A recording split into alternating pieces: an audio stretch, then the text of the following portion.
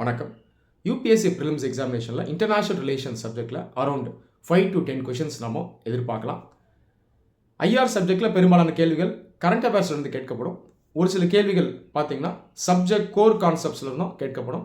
இது இல்லாமல் international organisations and agreements, regional organisations இது சம்மந்தமாகவும் கேள்விகளை நம்ம எதிர்பார்க்கலாம்.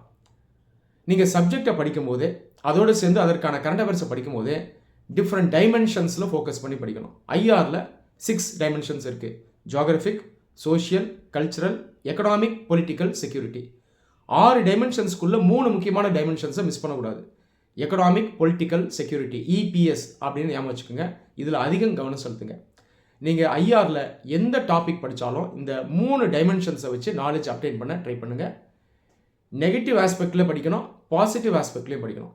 உதாரணத்துக்கு இந்தியா சைனா ரிலேஷன்ஸ் டாபிக் நீங்கள் படிக்கிறீங்கன்னா இந்த 3 டைமென்ஷன்ஸில் ஃபோக்கஸ் பண்ணி நாலேஜ் எடுக்கணும்.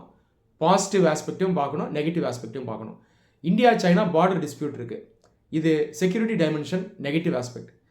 இந்தியா சைனா பைலாட்ரல் ட்ரேட் ஸ்ட்ராங்காக இருக்குது, இது economic dimension, positive aspect.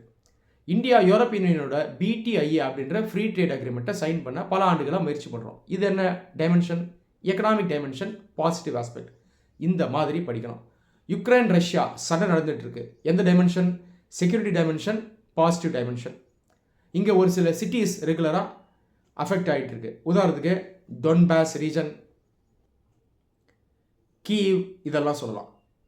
Prelims எக்ஸாமினேஷனில் நிறைய கேள்விகள் ஆர்கனைசேஷன்ஸ் பற்றி கேட்பாங்க. G20, பிரிக்ஸ், சார்க் இந்த மாதிரி எடுத்து பார்க்கலாம். இந்த ஆர்கனைசேஷன்ஸை படிக்கும்பொழுது அதனுடைய ஸ்ட்ரக்சர், மேண்டேட் ரெண்டுத்தையும் ஸ்ட்ராங்காக படிச்சிருங்க.